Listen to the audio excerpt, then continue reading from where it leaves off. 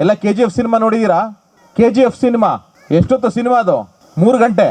ಯಾವುದೋ ಕಟ್ಟುಕತೆ ಅಂತ KGF cinema 3 ಗಂಟೆಗಳ ಕಾಲ ಕೂತು ನೋಡಬೇಕಾದ್ರೆ ನಮಗೆ ಬದುಕನ್ನು ಕೊಟ್ಟಂತ ಬಾಬಾ ಸಾಹೇಬ್ ಅಂಬೇಡ್ಕರ್ ಬಗ್ಗೆ ನಾವು ದಿನಗಟ್ಟಲೆ ಕೇಳಲು ತಪ್ಪೇನಾರು ಇದೆಯಾ? ಮೊನ್ನೆ ತಾನೇ ಹನೂರಿನ ಒಂದು ಅಂಬೇಡ್ಕರ್ ಹಬ್ಬ ಕಾರ್ಯಕ್ರಮದಲ್ಲಿ ಹೋದಾಗ ದುನಿಯಾ ವಿಜಯ್ ಅವರು ಬಂದಿದ್ರು. ದುನಿಯಾ ವಿಜಯ್ ಅವರು ಹೇಳ್ತಾ ಇದ್ರು, ನಾನು ಅನ್ಎಜುಕೇಟೆಡ್, ನಾನು ಜಾಸ್ತಿ ಓದಿಲ್ಲ, ಆದರೆ ನೀವೆಲ್ಲ ಓದಬೇಕು, ಯಾಕಂದ್ರೆ ಅದು ಬಾಬಾ ಸಾಹೇಬ್ರ ಕನಸು ಅಂಥೇಳಿ ಜೈ ಭೀಮ್ ಅಂತ ಹೇಳಿದ್ರು. ಜೈ ಭೀಮ್ ಅಂತೇಳಿ ಜೈ ಭೀಮ್ ಅರ್ಥ ಏನು ಅಂತ ಕೇಳಿದ್ರು. ಏನು ಜೈ ಭೀಮ್ ಅಂದರೆ? ನಿಮ್ಮಂಗೆ ಅವತ್ತು ಎಲ್ಲ ಸೈಲೆಂಟಾಗಿ ಕೂತಿದ್ರು. ಏನು ಜೈ ಭೀಮ್ ಅಂದ್ರೆ ಅರ್ಥ? ಒಂದು, ಅದು ಸ್ವಾಭಿಮಾನದ ಸಂಕೇತ. ನಾವು ಬಾಬಾ ಸಾಹೇಬ್ರ ಮಾರ್ಗದಲ್ಲಿ ನಡೀತೀವಿ ಅನ್ನೋದು ಅದಕ್ಕೊಂದು ದೊಡ್ಡ ಹಿನ್ನೆಲೆ ಇದೆ. ಜೈ ಭೀಮ್ ಯಾಕೆ ಬಂತು, ನಾವು ಜೈ ಭೀಮ್ ಯಾಕೆ ಹೇಳಬೇಕು ಅಂತ. ಆದರೆ ದುನಿಯಾ ವಿಜಯ್ ಅವರು ಹೇಳದಂತೆ ಜೈ ಭೀಮ್ಗೆ ಒಂದು ವ್ಯಾಖ್ಯಾನ ಹೇಳಿದ್ರು, ಬಹಳ ಇಷ್ಟ ಆಯಿತು. ಅದನ್ನು ಈಗ ತಾನೇ ದೀಪಕ್ ಅವ್ರು ಹೇಳಿ ಮುಗಿಸಿದ್ರು. ಈಗ ತಾನೆ ಅವ್ರು ಹೇಳ್ತಾ ಇದ್ರು, ಮತದಾನದ ಮಹತ್ವವನ್ನು ಅರಿತ ದಿನ ನನ್ನ ಜನ ಆಡಳಿತದ ಚುಕ್ಕಾಣಿ ನೀಡುತ್ತಾರೆ, ಆಡಳಿತ ವರ್ಗ ಆಗ್ತಾರೆ ಅಂತೇಳಿ.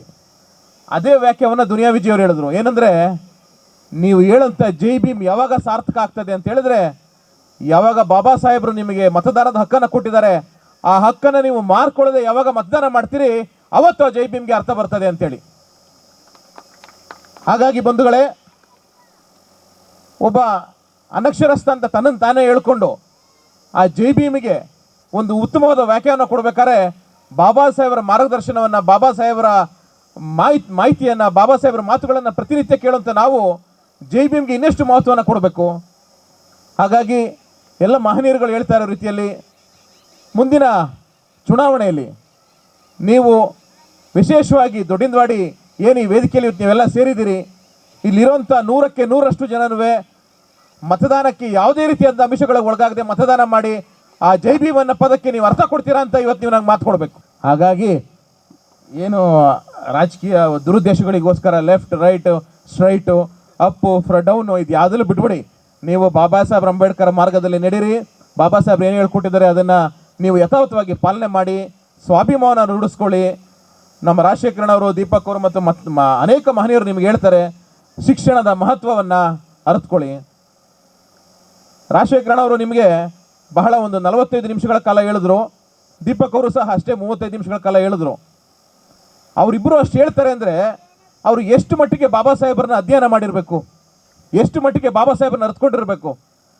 ಅದೇ ರೀತಿಯಾಗಿ ಪ್ರತಿ ವರ್ಷ 135ನೇ ಬಾಬಾ ಸಾಹೇಬ್ ಅಂಬೇಡ್ಕರ್ ಜಯಂತಿಯನ್ನು ಆಚರಣೆ ಮಾಡ್ತಿರೋ ನಾವು ಎಷ್ಟು ಮಟ್ಟವಾಗಿ ನಾವು ಬಾಬಾ ಸಾಹೇಬರನ್ನ ಇಂಡಿವಿಜುವಲ್ ಆಗಿ ಅರ್ಥ ಮಾಡ್ಕೋಬೇಕು ಅನ್ನೋದನ್ನು ನಾವು ಈ ವೇದಿಕೆ ಮುಖಾಂತರ ತಿಳ್ಕೊಬೇಕಾಗ್ತದೆ.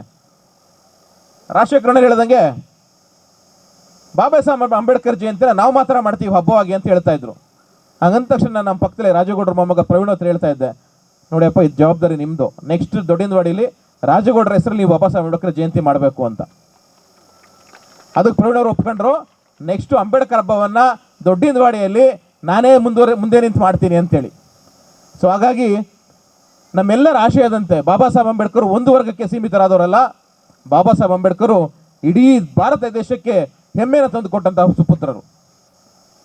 ಸೆಂಟ್ರಲ್ ಬ್ಯಾಂಕ್ ಎಂಬ ಒಂದು ಬ್ಯಾಂಕನ್ನು ಸ್ಥಾಪನೆ ಮಾಡಿ ರಿಸರ್ವ್ ಬ್ಯಾಂಕನ್ನು ಕೊಟ್ಟಂಥವ್ರು. ಮಹಿಳೆಯರಿಗೆ ವಿಶೇಷವಾದ ರಕ್ಷಣೆ ನೀಡಿದಂಥವ್ರು, ಹಕ್ಕನ್ನು ನೀಡಿದಂಥವ್ರು, ಮಹಿಳೆಯರಿಗಾಗಿ ತನ್ನ ಪದವಿಯನ್ನು ತ್ಯಾಗ ಮಾಡಿದಂಥವ್ರು. ಹಾಗಾಗಿ ಇಂಥ ಮಹಾನ್ ವ್ಯಕ್ತಿಯ ಜಯಂತಿಯನ್ನು ಬರೀ ಒಂದು ಸಮುದಾಯಕ್ಕೆ ನಾವು ಸೀಮಿತಗೊಳಿಸೋದು ತಪ್ಪಾಗ್ತದೆ. ಪ್ರತಿಯೊಂದು ಊರಿನ ಜನ, ಈಗ ನಮ್ಮ ಸಿದ್ದರಾಜಣ್ಣ ಹೇಳ್ತಿದ್ರು, ಪ್ರತಿ ಮನೆಯಿಂದ 500 ರೂಪಾಯಿ ಹಣ ಸಂದಾಯ ಮಾಡಿ ನಾವಿವತ್ತು ಅಂಬೇಡ್ಕರ್ ಜಯಂತಿಯನ್ನು ಮಾಡ್ತಾ ಇದ್ದೀವಿ ಅಂತ ಭಾಳ ಹೆಮ್ಮೆ ವಿಚಾರ. ಯಾಕಂದರೆ ನಾವು ಇನ್ನೊಬ್ಬರ ಹತ್ರ ಕೇಳಿ ಸ್ವಾಭಿಮಾನದ ಪುರುಷನ ಜಯಂತಿಯನ್ನು ಮತ್ತೊಬ್ಬರ ಹತ್ರ ಕೈಬೇಡಿ ನಾವು ಮಾಡೋದು ತಪ್ಪಾಗ್ತದೆ. ಮುಂದೆ ಯಾವುದೋ ಒಂದು ಕಾರ್ಯಕ್ರಮಕ್ಕೆ ಹೋದಾಗ ಯಾರೋ ಒಬ್ಬರು ಮಹನೀಯರು ಹೇಳ್ತಾ ಇದ್ರು, ಈ ಊರಲ್ಲಿ ಒಂದು ಸಮುದಾಯ ಭವನ ಇಲ್ಲ, ಈ ಸಮುದಾಯ ಭವನಕ್ಕೆ ಏನು ಬೇಕು ನಿಮಗೆ ನಾನು ಸಪೋರ್ಟ್ ಮಾಡ್ತೀನಿ, ಅದಕ್ಕೆ ಬೇಕಾದಂಥ ವ್ಯವಸ್ಥೆ ಮಾಡ್ತೀನಿ ಅಂತ. ಸಮುದಾಯ ಭವನ ಬಾಬಾ ಸಾಹೇಬ್ ಅಂಬೇಡ್ಕರ್ ಮಕ್ಕಳಿಗೆ ಕೊಡುವಂಥ ಸಮುದಾಯ ಭವನ. ಸೊ ಅದು ಯಾವ ಸಮುದಾಯ ಭವನ? ಅದು ಸ್ವಾಭಿಮಾನದ ಸಮುದಾಯ ಭವನ. ಸ್ವಾಭಿಮಾನದ ಸಮುದಾಯ ಭವನವನ್ನು ಬೇಡಿ ಪಡೆಯುವಂಥದ್ದು ನಮ್ಮ ಅವಶ್ಯಕತೆ ಅಲ್ಲ.